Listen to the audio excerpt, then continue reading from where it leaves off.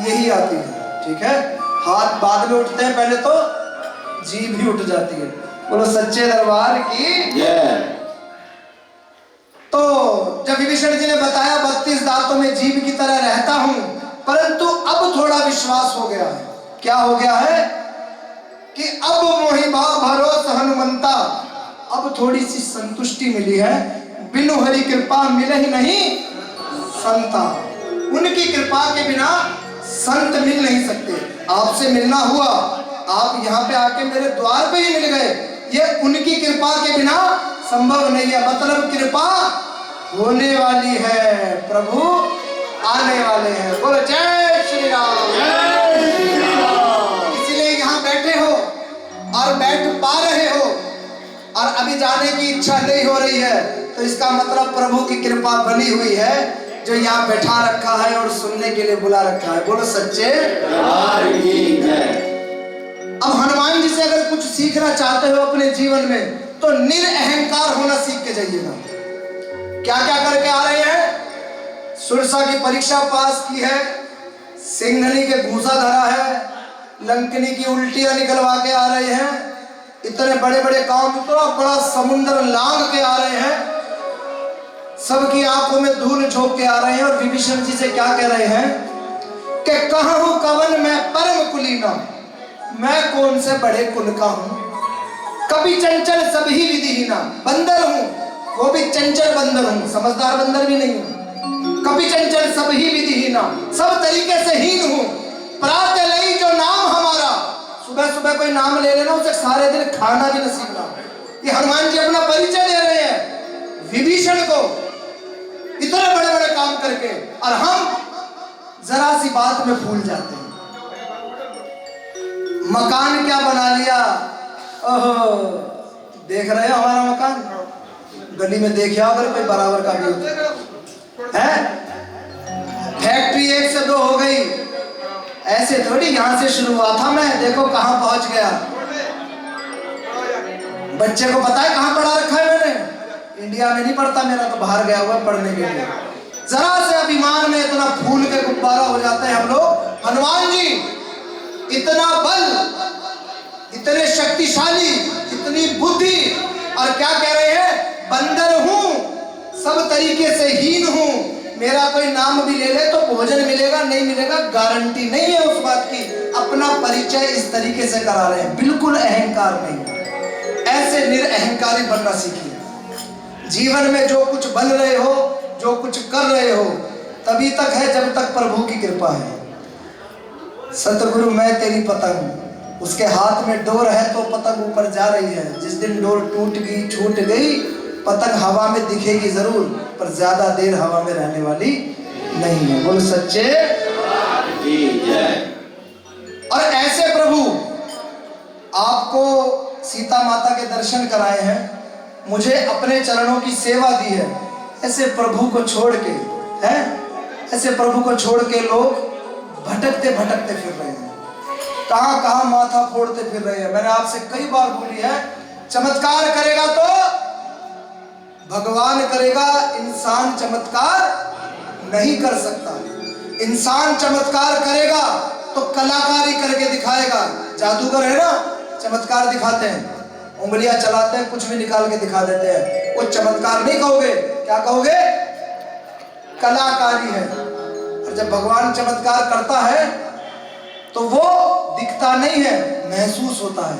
तो तुम्हारे जीवन में कोई चमत्कार की आस में बैठा हो, एक रात सोऊंगा, सुबह उठूंगा और सब ठीक हो जाएगा, ऐसा चमत्कार करेगा तो केवल भगवान करेगा। और भगवान करेगा किससे? तुम्हारी भक्ति और भाव से। अर्जी तो रखवाना है, अर्जी रखवानी है, अर्जी रखवाता हूं, अर्जी रख लगाते हैं बाबा के चरणों में।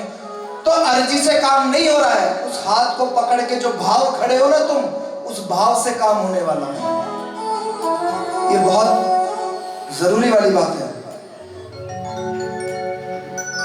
तो हनुमान जी ने क्या बोला कि हर तरीके से दीनहीन हूं, परम कुलीन हूं, कभी चंचल हूं, नाम लेने कोई औकात नहीं है, मैं किसी पे कृपा कर दूं। हनुमान जी अपने लिए बोल रहे हैं, मेरी कोई औकात नहीं है। तो हमें क्या है कि औकात तो भाई है तुम्हारी और मेरी भी कुछ नहीं है। हम अपना भला कर लें कोई बहुत है, किसी का तो क्या कर पाएंगे, है ना। तो तुम्हारे भाव को जगाओ, तुम्हारे अंदर की भक्ति को जगाओ, वो तुम्हारा उद्धार करेगी। बोलो सच्चे। 2 लाइन लेंगे क्या? अरे क्या औकात मेरी बिन तेरे रघुवर जी, क्या औकात मेरी बिन तेरे रघुवर जी। अब सुंदरकांड का पाठ चल रहा है तो ऐसा नहीं है कि यही गाना पड़ेगा या तुमको यही गाना है। जहां भाव जुड़े हुए वहां गाओ। क्या औकात मेरी बिन तेरे मैया जी, क्या औकात मेरी बिन तेरे मैया जी। अपना जनरेटर जीण माता से चलता है, पता नहीं नाम आता है ना रोम रोम खिल जाता है, सोच के खिल जाता है। ऐसे ही क्या औकात मेरी बिन तेरे ठाकुर जी, क्या औकात मेरी बिन तेरे ठाकुर जी। अरे क्या औकात मेरी बिन तेरे भोले जी, क्या औकात मेरी बिन तेरे भोले जी।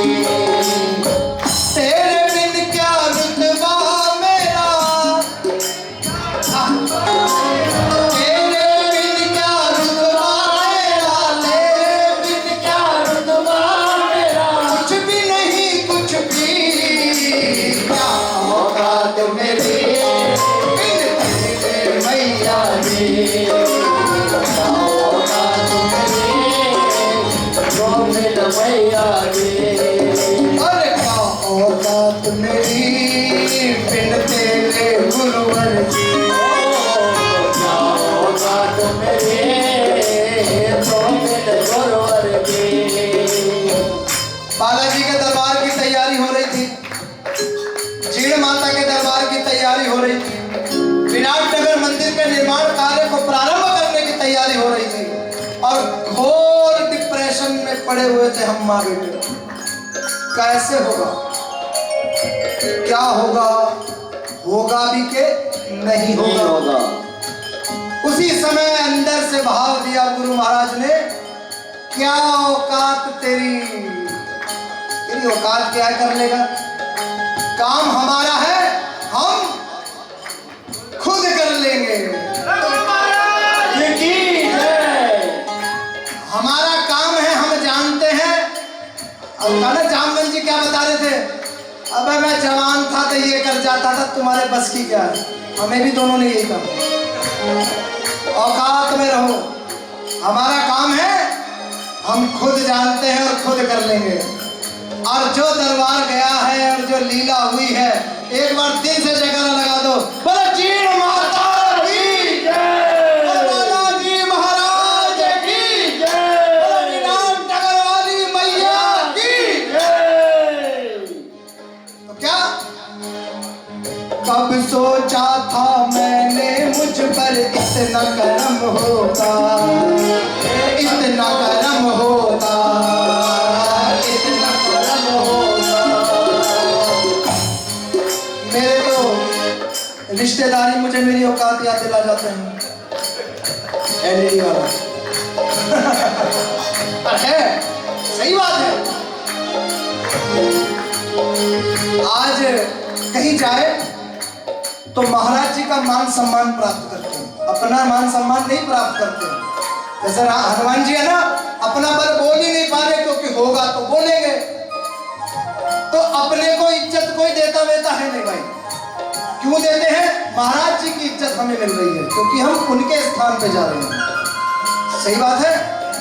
तो जब हमें इज्जत उनके स्थान पे मिल रही है तो इज्जत हमारी नहीं हुई, और कहीं नहीं मिलती तो हमें बुरा भी नहीं लगता। क्यों? जब इज्जत हमारी नहीं है तो अपमान भी हमारा नहीं हुआ।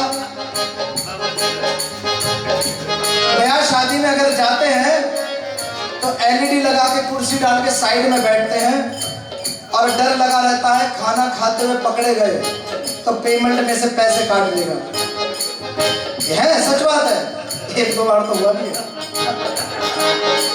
तो ये औकात है हमारी।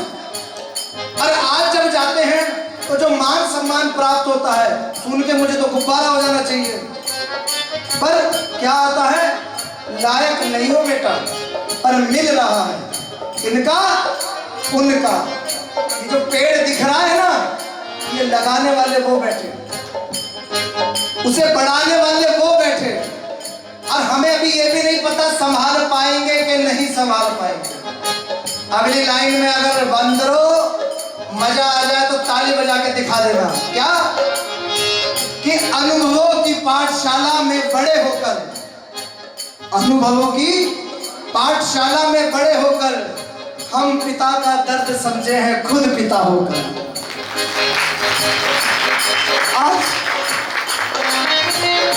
आज समझ में आता, जब बच्चों को लेकर सवाल उठता है ना, बच्चे पे हक किसका, माँ का के बाप का। आज वो सवाल सामने खड़ा होता है, बता बच्चे किसके, माँ के बाप के। तो पिता का दर्द जो समझ में आया वो पिता बनकर समझ में आया, तो नहीं आता, किसी को नहीं आता। एक बेटा अपने बाप से कभी बात नहीं कर सकता और कर भी नहीं पाएगा। तो हमें जो मान सम्मान मिलता है, जो इज्जत मिलती है, जो काम हो रहा है, हमारे बस की नहीं है, हम कर भी नहीं सकते है? कब सोचा था मैंने मुझ पर इतना करम होगा,